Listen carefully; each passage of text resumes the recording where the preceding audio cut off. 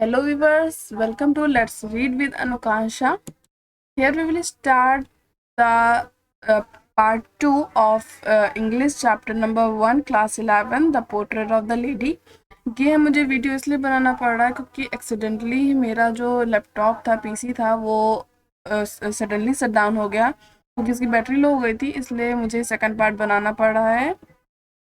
तो चलिए स्टार्ट करते हैं वहीं से कि पहले क्या चुका था कि ऑथर अपनी ग्रैंड मदर उनकी यंग हैं, प्रिटी हो सकती हैं, ये चीज़ भरोसा नहीं कर रहे थे और अपने ग्रैंड फादर के बारे में बताते हैं, उनकी पोर्ट्रेट कहाँ हंग है मेंटल पीस पे ये बताते हैं, वो उसमें कैसा उनका अपीयरेंस कैसा है ये बताते हैं हम लोग को कि वो टर्बन पहन रखी है बड़ी सी और लूज फिटिंग क्लॉथ्स पहन रखे हैं और बता और ब्यूटीफुल और प्रिटी के बीच में डिफरेंस बताते हैं कि उनकी ग्रैंड मदर जो है वो प्रिटी नहीं पर ब्यूटीफुल है वो, और उनका कंपैरिजन एक winter winter landscape in the mountain से कंपेयर करते हैं कि वो कितनी शांत हैं, सरल हैं, और उनका अपीयरेंस बताते हैं कि वो रिंकल है उनके चेहरे पे।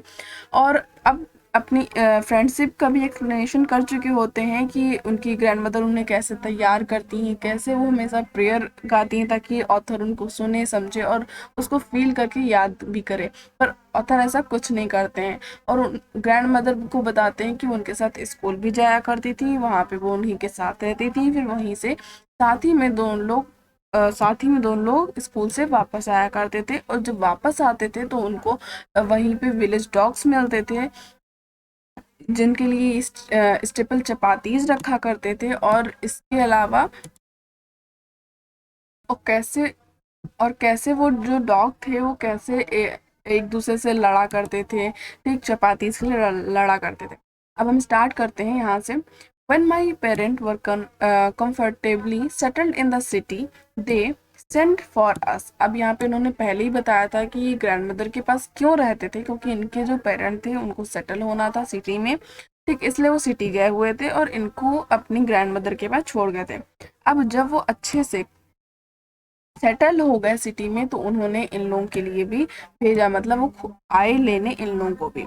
That was a turning point in our friendship. Turning point मुड़ाव, ठीक, एक रास्ते में टर्निंग पॉइंट होता है जैसे, वैसे ही इनकी रिलेशनशिप में भी एक टर्निंग पॉइंट था, इनकी फ्रेंडशिप वाले रिलेशनशिप में टर्निंग पॉइंट था। अब वो क्यों टर्निंग पॉइंट था वो भी आगे बताएंगे कि जितना साथ वो विलेज में एक साथ रहते थे, जैसे बातचीत करते थे, वो सब सिटी आके वो सब अलग होता गया धीरे धीरे। कैसे? Although we share the same room. जैसे उन्होंने पहले बताया कि हम जब विलेज में रहते थे तब भी ग्रैंड मदर के ही रूम में, एक ही रूम में हम लोग सोते थे, वैसे ही बताते हैं कि अभी भी ऑल दो अभी भी हम क्या करते हैं, एक ही रूम शेयर करते हैं, मतलब एक ही रूम में हम और ग्रैंड मदर रहते हैं। ठीक, my grandmother no longer came to school with me. पर इसमें चीज क्या है, क्यों टर्निंग पॉइंट हुआ, क्यों बदलाव हुए, क्योंकि रूम तो एक ही है, पर अब जैसे ग्रैंड मदर उनके साथ जाती थी, स्कूल जाती थी, उनको लेके फिर स्कूल से लेके आती थी, वहां बैठ के स्क्रिप्चर पढ़ती थी, पर ऐसा यहाँ पे कुछ नहीं था। स्कूल अब ग्रैंड मदर जो थी वो अब ऑथर के साथ स्कूल नहीं जाया करती थी। I used to go an English school in a motor bus. अब मैं वैसे पैदल जाता था, ठीक, पेडिस्ट्रियन था पहले ऑथर, अब वो क्या है, एक मोटर बस में इंग्लिश स्कूल जाता है, ठीक, पहले इंग्लिश स्कूल नहीं जाता। There were no dog in the street and see look to feeding sparrow in the country yard of our city house. अब हमारा देखो, उनको वो अच्छे दिल की थी, वो दूसरों की हेल्प करना चाहती थी, तो जो जैसे विलेज डॉग हो गया उनको खाना खिला देना, ठीक, पर अब वो कहीं जाती नहीं थी, अब वहाँ पे विलेज डॉग नहीं थे, ठीक, तो अब वो किसको फीड करें, तो वो अब क्या करती थी, स्पैरोज को, कंट्री यार्ड मतलब बरामदा, जो सिटी का बरामदा, सिटी हाउस का बरामदा था, उस बरामदा में स्पैरोज को फीड किया करती थी, उनको खाना खिलाया करती थी। एज अ ईयर रोल्ड, जैसे साल बढ़ते गए, ईयर रोल्ड साल बढ़ना, ठीक, आगे बढ़ते गए, by we see less to each other. अब हम एक दूसरे को कम देखने लगे, कम देखने लगे मतलब टाइम नहीं है, अपना काम कर रहा है, ठीक, तो उतना ज़्यादा इंटरेक्शन दोनों के बीच में नहीं रह गया।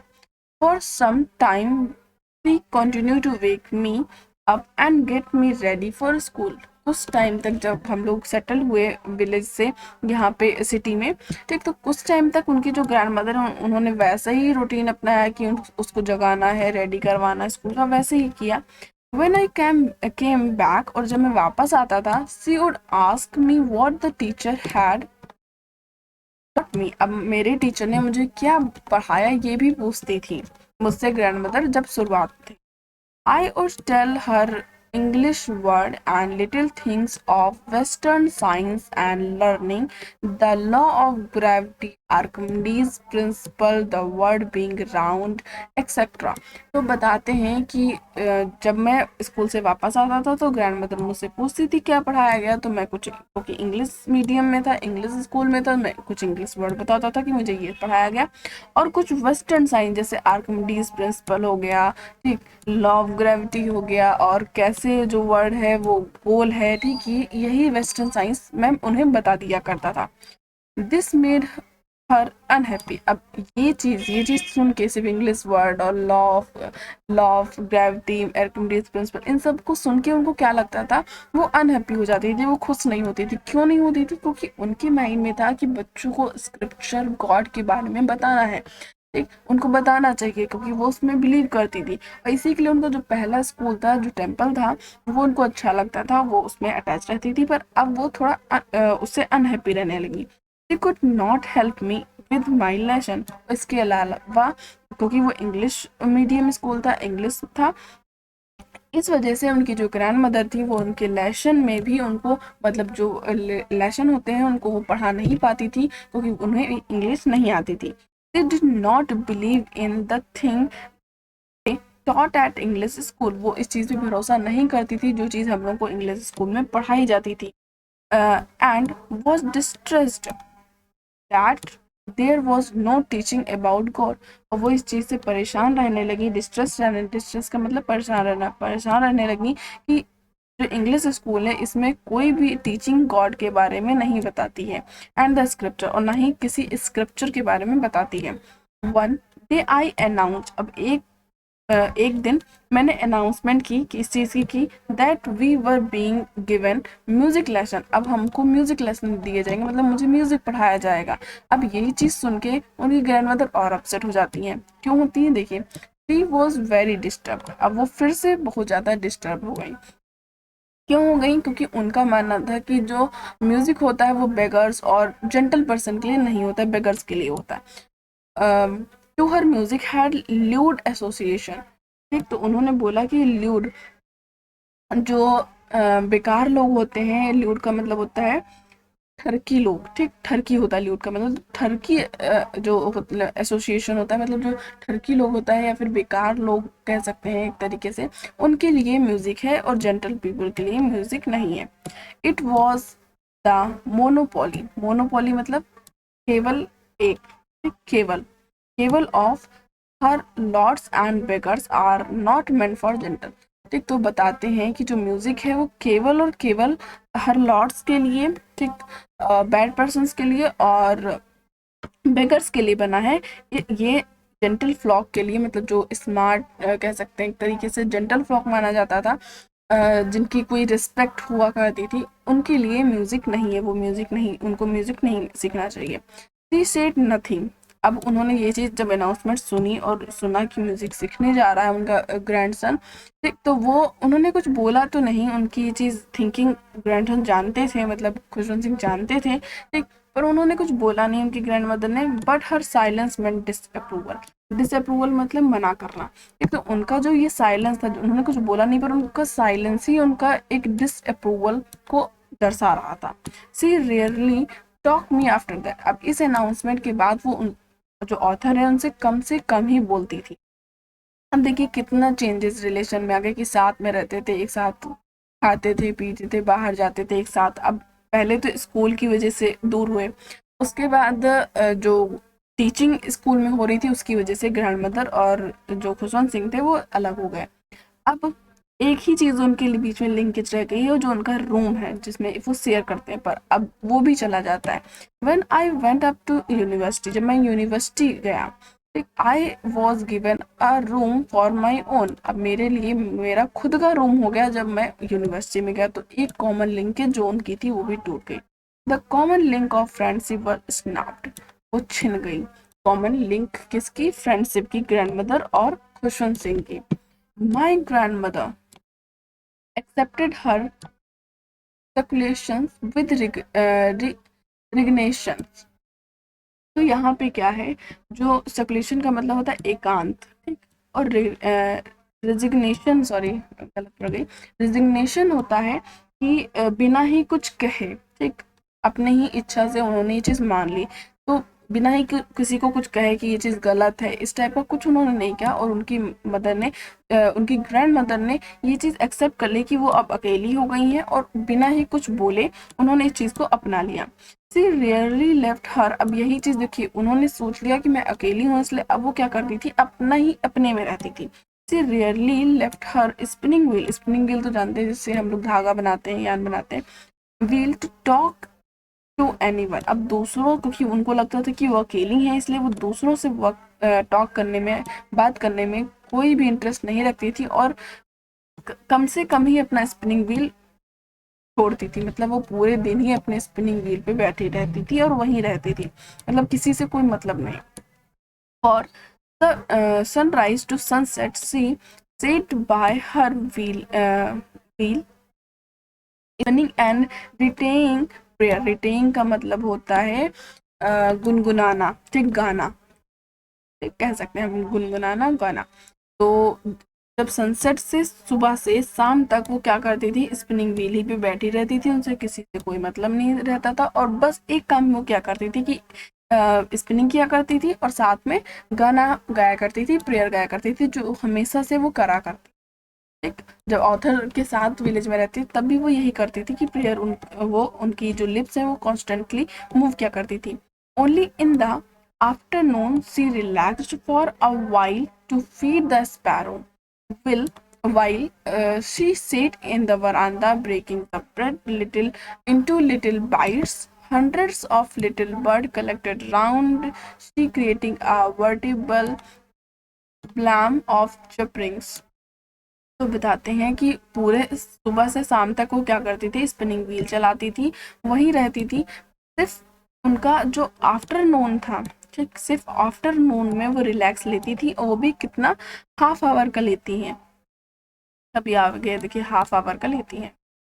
तो स्पिनिंग व्हील से वो सिर्फ आफ्टरनून में हटती थी, और वो क्यों हटती थी, क्योंकि वो स्पैरो को फीड करती थी आके वरांदा में, और वहीं पे जो ब्रेड है, ठीक, ब्रेड का जो मोल होता है उसको छोटे छोटे बाइट्स में तोड़ के, जब हंड्रेड्स ऑफ बर्ड कलेक्ट हो जाती थी उनके आसपास, तब वो उनको फीड करती थी। और वो जो बर्ड्स कलेक्ट होती थी वो वर्टिब्रेट करती थी। वर्टिब्रेट का मतलब, वर्टिब्रेट का मतलब चिल्लाना, चहकना, ठीक। ब्लैम ऑफ चर्पिंग, एक ब्लैम होता है पागल खाना, ठीक, चहक, इतना वो लोग चिल्लाते चहकते थे, ठीक, चिपरिंग का मतलब चहकना, ठीक, इतना चहकते थे कि ऐसा लगता था कि ये हम लोग पागल खाने में आ गए हैं। some came and pitched on her legs, other on her shoulder, some even sat on her head। आप देखिए कुछ जो आती थी वो बैठ जाती थी, पिच्ड, पिच्ड का मतलब बैठ जाना, ऑन लेग, कुछ उनके पैरों पे बैठ जाती थी, कुछ उनके शोल्डर पे बैठ जाती थी, इवन कुछ तो उनके सर पर भी बैठ जाती थी। सी स्माइल, पर तब भी वो हंसती थी। But never suit them, suit मतलब भगा देना, फटकार देना, तो वो फटकारती कभी नहीं थी उन्हें, ठीक, वो चाहे सिर पे बैठ जाए तब भी वो उनको स्माइल करती थी, पर कभी भी उनको भगाती फटकारती नहीं थी। I used to be the happiest half hour of the day for her। अब यही जो आफ्टरनून का टाइम है, इसी में उनका जो happiest half an hour hour रहता था उनके पूरे दिन का, सनसेट से सनसाइन तक, सॉरी सनसाइन से सनसेट तक। When I decided to go abroad, अब जब मैंने अब्रॉड जाने की, फर्दर स्टडी के लिए, फॉर फर्दर स्टडी मैं जब अब्रॉड जाने के लिए सोची, मैंने सोचा, I was sure my grand mother would be upset. मेरी ग्रैंड मदर, मुझे पक्का पता था कि मेरी जो श्योर थी मैं, श्योर था मैं कि वो अपसेट होंगी। I would be away from 5 year, मुझे 5 साल के लिए अब्रॉड जाना था। And at her age one could never tell, अब इस एज में वो पता नहीं रहे ना रहे, ठीक, इस एज में उनकी एज जो थी वो काफ़ी थी, वो पता नहीं वो रहे नहीं, ठीक, कोई रह सकता है नहीं। But my grand mother could, पर उनकी ग्रैंड मदर ने उनको सपोर्ट किया कि जाओ, और वो वहाँ पे कुछ टाइम तक जिंदा रहती हैं। शी वॉज नॉट इवन सेटिमेंटल, सेटिमेंटल का मतलब होता है इमोशन, ठीक, वो इतनी ज़्यादा इमोशन नहीं थी, भावुक नहीं थी तब भी। She came to me to leave me at the railway station, वो मुझे तब भी रेलवे स्टेशन पे छोड़ने आई, बट डिड नॉट टॉक, और उन्होंने कोई बात नहीं की। रेलवे स्टेशन पे ग्रैंडमदर छोड़ने तो आई, पर उन्होंने मुझसे बात नहीं की। सो एनी इमोशन, ना ही कोई इमोशन दिखाए, बस एक काम करती हैं, क्या करती हैं वो, हर लिप्स मूव्ड इन प्रेयर, ठीक, उनके जो लिप्स होते हैं वो प्रेयर में मूव कर रहे होते हैं।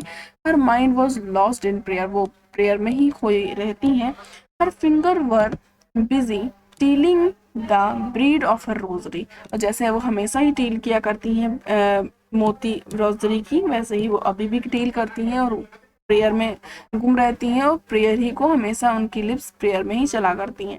साइलेंटली सी किस माई फोरहेड, अब मेरे मत्थे को, फोरहेड को उन्होंने साइलेंटली किस कर लिया, ठीक। And when I left I share the moist print as perhaps the last sign of the physical contact between us, ठीक, टेस्ट का मतलब होता है फील, ठीक, तो जब मैंने उनको छोड़ा तो मैंने ये फील, उनका जो मॉइस्ट प्रिंट रह गया मेरे फोरहेड पे, मैंने उसको फील किया, और मुझे ऐसा लगा कि ये लास्ट साइन है, लास्ट फिजिकल कांटेक्ट है, कि अब हो सकता है मैं जब वापस आऊँ तो उनकी ग्रैंड मदर ना रहें, तो ये लास्ट फिजिकल कांटेक्ट उनके बीच में रह जाएगा। पर दैट वॉज नॉट सो, पर ऐसा कुछ हुआ नहीं। After 5 year I came back home, मैं फिर से जब 5 साल के बाद अब्रॉड से घर आया वापस, and we meet by her at the station, पर मैं उनसे स्टेशन ही पे मिल गया। She did not look a day older, वो अभी भी मुझे एक दिन भी बूढ़ी नहीं लग रही थी, मतलब 5 साल के लिए गया, पर ऑथर को वो एक दिन भी बूढ़ी नहीं लग रही है जब से उसने उनको देखा। She still had no time for word, अभी भी जब मैं गया था तब भी उनके पास वर्ड के लिए कोई टाइम नहीं था, इसी के लिए जब मुझे छोड़ने आई तो उन्होंने कोई भी बात नहीं की, बस एक किस की फोरहेड पे। And will see clapped me in her arms, clapped में चिपका लेना, दबोच लेना, ठीक, उन्होंने मुझे दबोच लिया अपने आर्म्स में, पर उन्होंने कुछ, अभी भी उनके पास टाइम नहीं था बोलने का, ठीक, उन्होंने अभी भी कुछ नहीं बोला।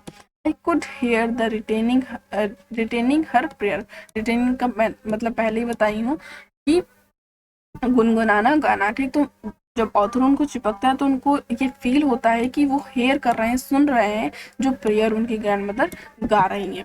Even on the first day of my arrival, जब मैं पहले दिन आया, मतलब जब अब्रॉड से मैं आया, तब her happiest moment were with her sparrows who she feet longer and with vigorous rebuke, ठीक, अब यहाँ पे क्या होता है, रिबॉक का मतलब होता है फटकारना, ठीक, रिबॉक, ठीक, तो यहाँ पे क्या होता है कि जब ऑथर जो है खुशवंत सिंह हैं, जो अब्रॉड से आते हैं, ठीक, तो जो उनकी ग्रैंड मदर का हैप्पीएस्ट मोमेंट होता है, जिसमें वो कभी भी शूट आउट नहीं करती हैं, ठीक, कभी भी फटकारती नहीं है स्पैरो को, यहाँ पे क्या करती हैं, अब वो ज़्यादा फीड नहीं करना चाहती हैं और वो उनको फटकारने भगाने लगती हैं।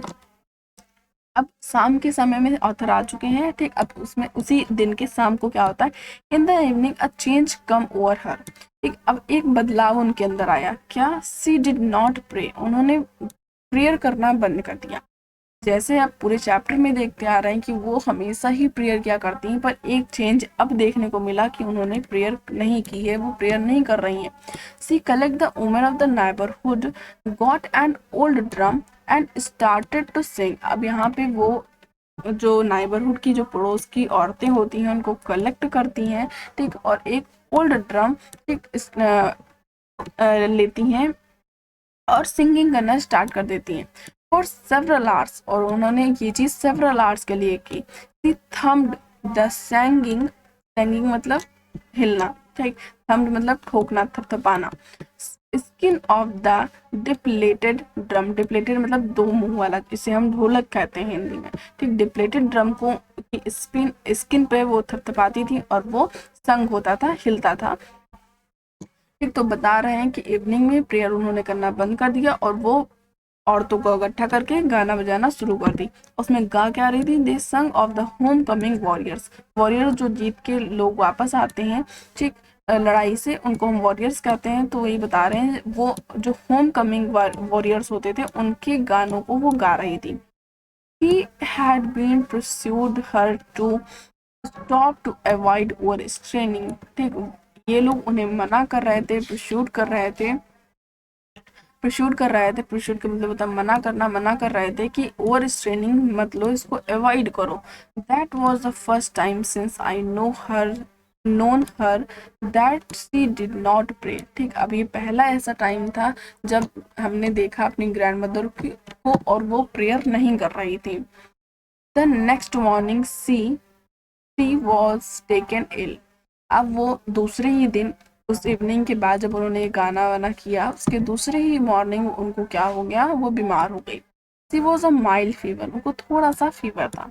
And the doctor told us that it would go, ठीक। अब वो बताते हैं कि डॉक्टर से जब पूछा गया तो उन्होंने कहा कि माइल्ड फीवर है, ये चला जाएगा।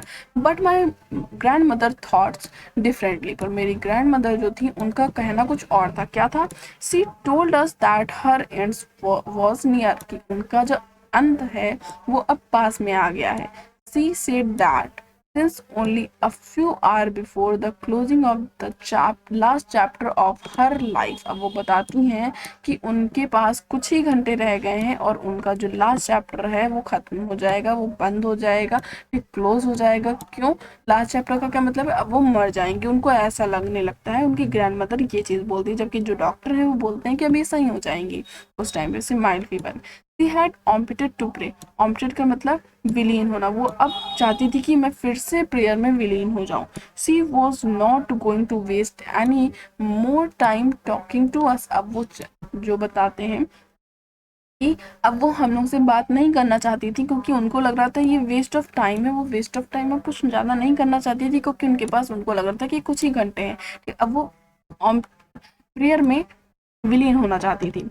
वी प्रोटेस्ट, ठीक, हम लोगों ने इस पे प्रोटेस्ट किया, हम लोग इसके अगेंस्ट गए कि अब जो वो कह रही कि मर जाऊंगी मैं, ठीक। तो इस चीज़ को उन्होंने प्रोटेस्ट किया।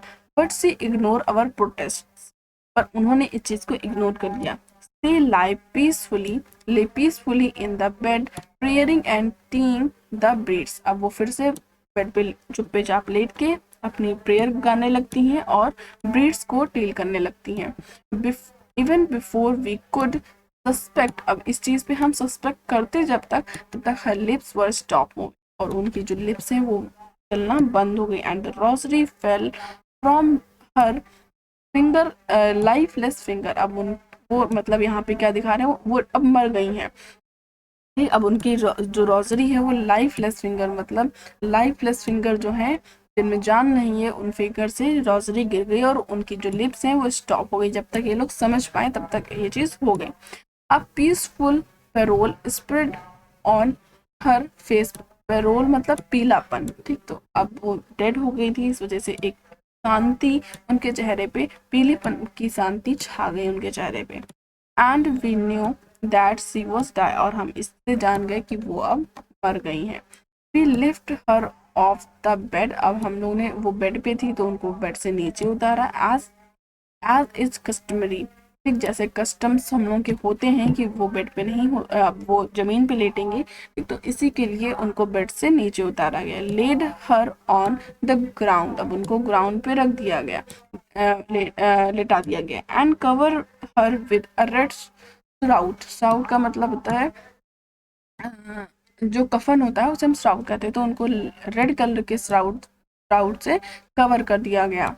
आफ्टर अ फ्यू आवर, अब कुछ घंटों के बाद, मॉर्निंग पर left her alone to make arrangement for the funeral, funeral मतलब अंतिम संस्कार के लिए, इसके अरेंजमेंट करने के लिए उन्होंने उनको अकेला छोड़ दिया। कुछ घंटे में क्या हो गया, मातम या फिर शोक जो है मॉर्निंग का मतलब होता है शोक, ठीक, तो वो छा गया।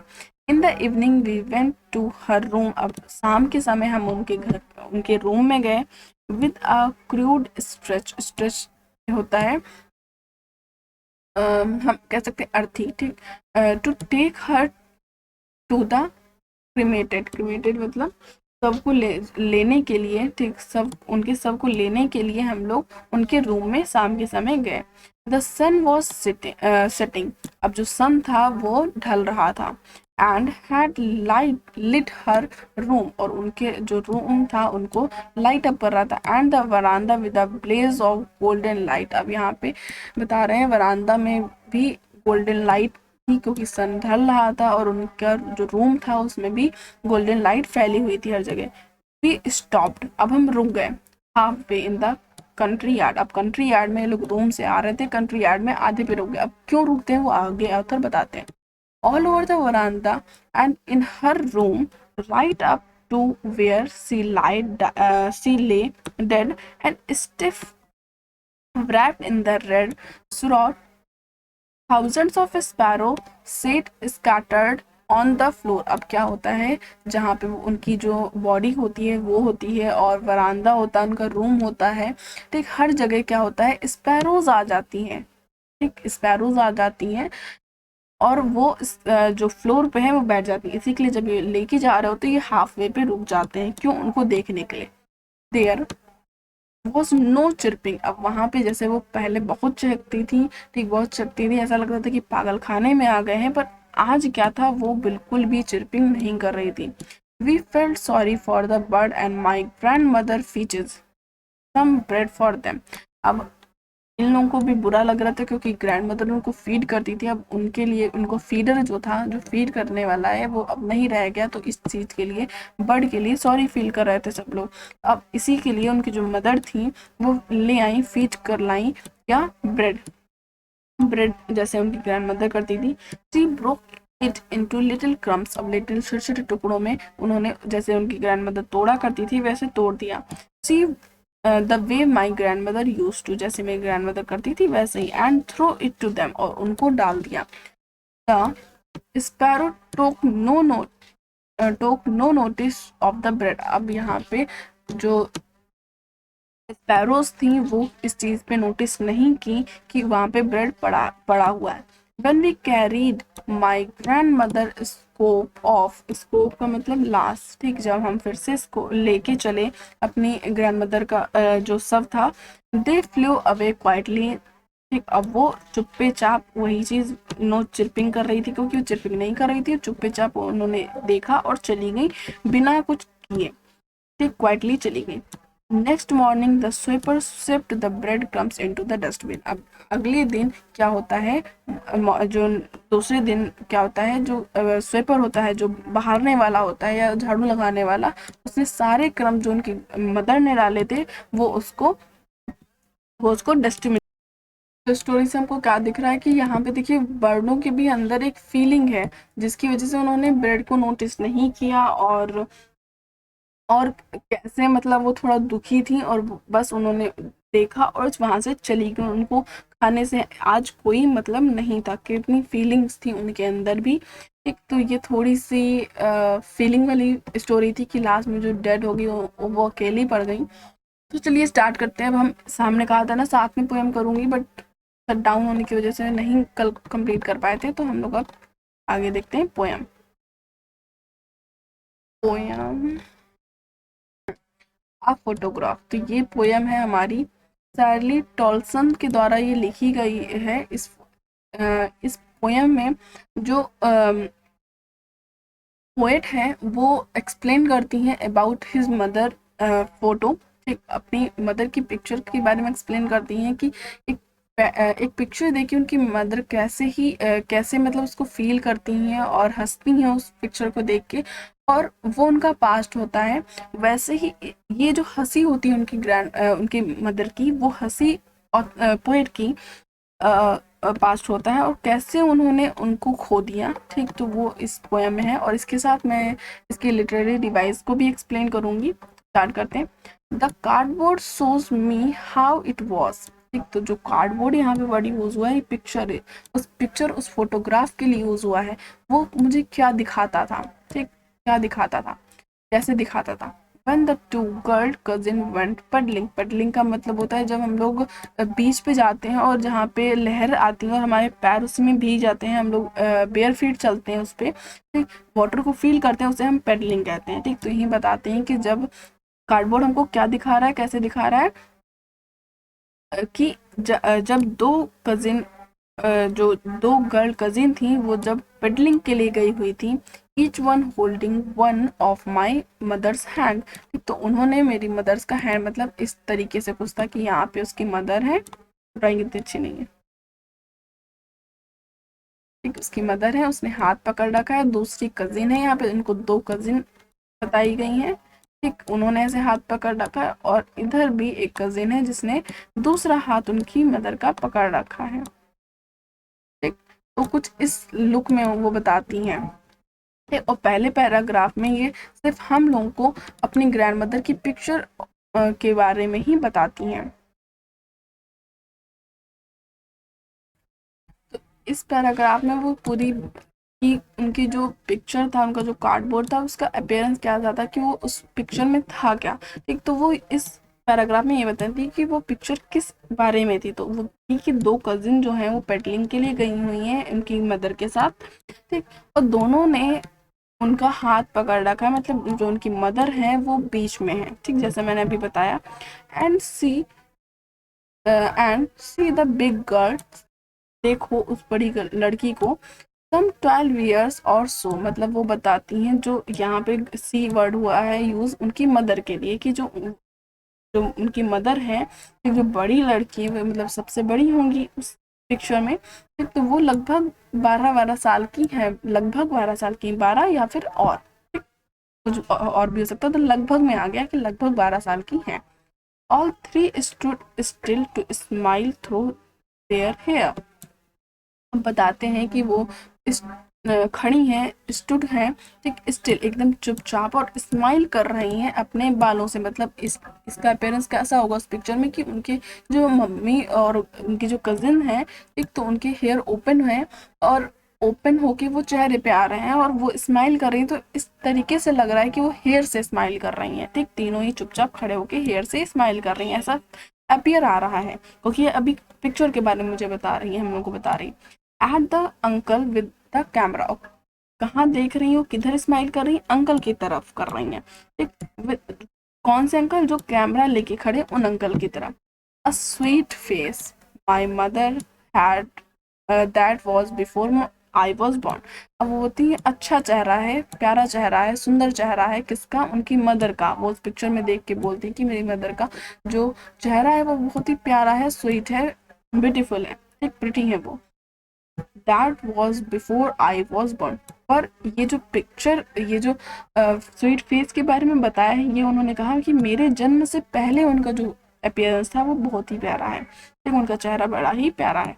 And the sea which appears to unchanged less, अब यहाँ पे उनको थोड़ा ग्रीफ है, जिसकी वजह से दुख है थोड़ा, जिसकी वजह से वो कहती हैं कि देखिए सी जो है वो बिल्कुल ही चेंज नहीं हुआ है, उसमें कोई चेंजेस नहीं लग रहे हैं मुझे, ठीक, वो जैसा था वैसा ही अभी है, ठीक, जैसा उस पिक्चर में उन्होंने भी देखा होगा उस सी को, ठीक, तो वो बोल रही है कि जैसा पहले हुआ करता था वो सी, उसका अपीयरेंस अभी भी वैसा है, पर मेरी मदर का जो अपीयरेंस है मेरे जन्म से पहले बहुत प्यारा था, अब वो उतना नहीं रह गया, वो थोड़ा ढल गई है, ठीक, थोड़ा अब उनके चेहरे पे व्रिंकलनेस आ रही होगी। Was their terrible transient feet, अब देखिए यहाँ पे ट्रांजिएंट वर्ड यूज है, ट्रांजिएंट मतलब होता है अनपरमानेंट, ठीक, अधिकतर ये ह्यूमन बीइंग लिविंग थिंग के लिए यूज होता है, क्योंकि वो सभी को पता है वो परमानेंट नहीं है, उनको एक टाइम पे मरना है, ठीक, तो बताती हैं कि वो सी का पानी देखो बिल्कुल नहीं बदला, ठीक, जो उनके बेढंगे, बेकार, ठीक, टेरिबल, कठोर, ठीक, ट्रांजिएंट फीट को जो चलायमान है, ठीक, उन फीट को धुल रहा है, वॉश कर रहा है, कौन, सी का वाटर, जो कि बिल्कुल ही बदला नहीं है, ठीक, तो यहाँ पे इन्होंने थोड़ा अपना, यहाँ पे लास्ट लाइंस में अपना ग्रीफ बताया है कि कैसे उनकी मदर चली गई, ठीक, उनका अपीयरेंस ढलने लगा धीरे धीरे टाइम, और वो बूढ़ी होने लगी, पर सी में कोई फर्क नहीं आया, मतलब नॉन लिविंग थिंग में कोई फर्क नहीं आया। अब आगे देखते हैं सेकेंड पैराग्राफ। सम 20-30 ईयर लेटर, अब इसी के 20-20 साल, मतलब इस जो किस्सा ऊपर बताया गया हम लोग को, इसमें पिक्चर के बारे में बताया गया, ये किस्सा है, ठीक। तो इसके 20-30 साल के बाद सी laughed at the snapshot picture, उस फोटो को देख के, जो उनकी यहाँ पे सी कौन है, लाफ करती थी, हंसती थी, उनकी मदर हंसती थी उस पिक्चर को देख के। 30 और 20 साल के बाद वो जब इस पिक्चर को देखती थी, ये जो पिक्चर के बारे में उन्होंने बताया है, इसको देख के वो हंसती थी। सी बेटी एंड डॉली, अब वो अपने दो कजिन जो थी उनके बारे में बोलती हैं कि देखो बेटी को देखो, डॉली को देखो। सी हैड से, ठीक, और वो यही कहती थी।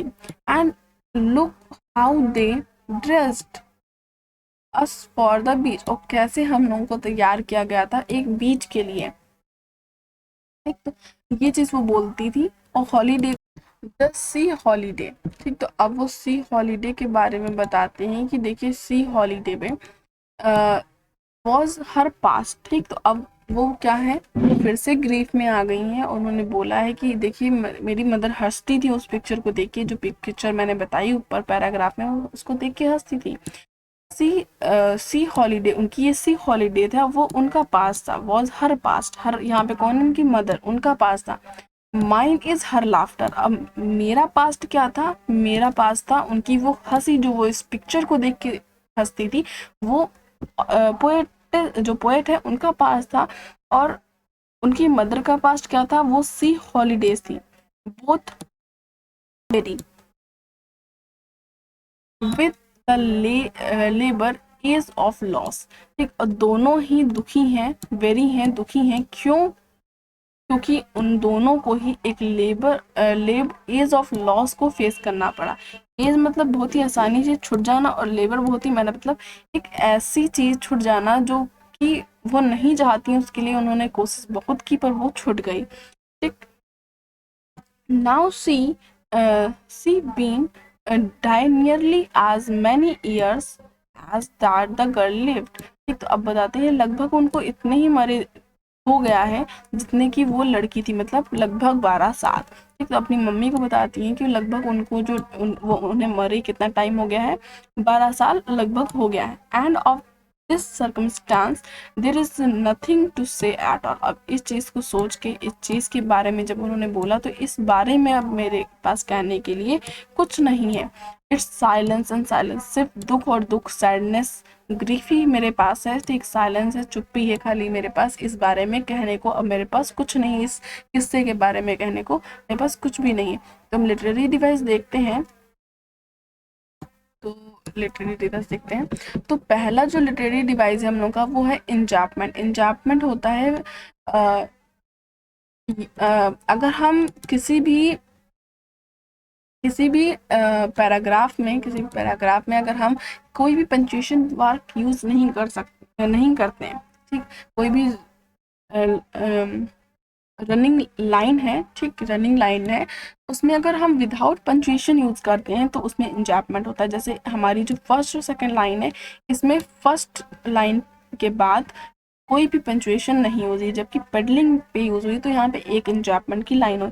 ऐसे ही हमारा जो सेकंड पैराग्राफ है, इसमें पूरे पैराग्राफ में इंजैपमेंट है, ठीक। कोई भी पंक्चुएशन एट लास्ट लाइन के यूज नहीं हुआ है, तो जो रनिंग लाइंस है वो विदाउट पंक्चुएशन है, इसी को हम इंजैपमेंट कहते हैं, ठीक। तो हमारी पोएम में इंजैपमेंट यूज हुआ है, ठीक। अब दूसरा लिटरेरी डिवाइस जो है अलिट्रेशन। अलिट्रेशन होता है यूज ऑफ कॉन्सोनेंट साउंड, ठीक, in the starting of the word. तो किसी भी लाइन के स्टार्ट, जो वर्ड की स्टार्टिंग होती है, जैसे यहाँ पे एम और एम है, ठीक, वो वाई हो गया एम एम, तो एक कॉन्सोनेंट वर्ड है, और ये दोनों ही बहुत ही क्लोज है, और ये दोनों ही कॉन्सोनेंट साउंड दे रहे हैं और स्टार्टिंग में हुए हैं, जैसे टी टी, तो ये क्या है, क्या हो गया, एलिट्रेशन हो गया। अब होता है एपिथेट। एपिथेट क्या होता है, देखिए कोई भी ऐसी चीज जहाँ पे हम एडजेक्टिव यूज कर देते हैं, ठीक, किसी भी चीज के लिए अगर हम एडजेक्टिव यूज कर देते हैं तो वो एपिथेट कहलाता है। जैसे यहाँ पे फीट का एडजेक्टिव है ट्रांसिएंट, ठीक, तो यहाँ पे जो ट्रांजिएंट है ये एपिथेट, इस पोएट का लिटरेरी डिवाइस एपिथेट बना रहा है। क्यों? क्योंकि फीट देखिए नॉर्मल फीट्स हैं, पर वो कैसे हैं, वो ट्रांजिएंट है, चलायमान है। ठीक, उनका वो परमानेंट नहीं है, वो आज यहाँ कल वहाँ भी हो सकते हैं। ठीक, तो इसलिए यहाँ पे एपिथेट लिटरेरी डिवाइस यूज हुआ है। जो हमारा चौथा लिटरेरी डिवाइस है वो लास्ट वन है ऑक्सीमोरॉन। ऑक्सीमोरॉन जब हम किसी भी अपोजिट वर्ड का यूज एक साथ करते हैं, ठीक, टू अपोजिट वर्ड्स का यूज एक साथ करते हैं तो एपिथेट होता है, ऑक्सीमोरॉन होता है। ठीक, तो यहाँ पे ऑक्सीमोरॉन क्यों है? क्योंकि यहाँ लेबर का मतलब होता है हार्ड वर्क, ठीक, मेहनत। इसका मतलब है इजी। तो देखिए कितना हार्ड वर्क और इजी वर्ड दोनों ही एक साथ यूज हुए हैं। जब ऑथर कहती हैं कि हमने बहुत मेहनत की, ठीक, हमने उसके लिए बहुत कोशिश की, पर हम तब भी हमको इस लॉस को झेलना पड़ता है, बहुत ही आसानी से हमसे ये चीज़ छिन जाती है। ठीक, तो कितनी मेहनत की है और कितनी आसानी छिन गई। तो दो वर्ड एकदम अपोजिट है और एक साथ यूज हैं, तो यहाँ ऑक्सीमोरॉन। ठीक, तो यही थे लिटरेरी डिवाइसेस पोएम की। इसमें 4 लिटरेरी डिवाइस यूज हुए हैं, इंजैपमेंट, एलिट्रेशन, एपिथेट एंड ऑक्सीमोरॉन। तो हमारी पोएम यहीं पे पोएम की एक्सप्लेनेशन खत्म होती है। आंसर हम लोग दूसरे वीडियोस में कर लेंगे। Thank you, like my video, subscribe my channel and be learn, क्योंकि आपका कोविड का टाइमिंग होम से पढ़ने के लिए बहुत ही सही है, आप आराम से पढ़ सकते हैं। ठीक, तो बी लर्न। बाय।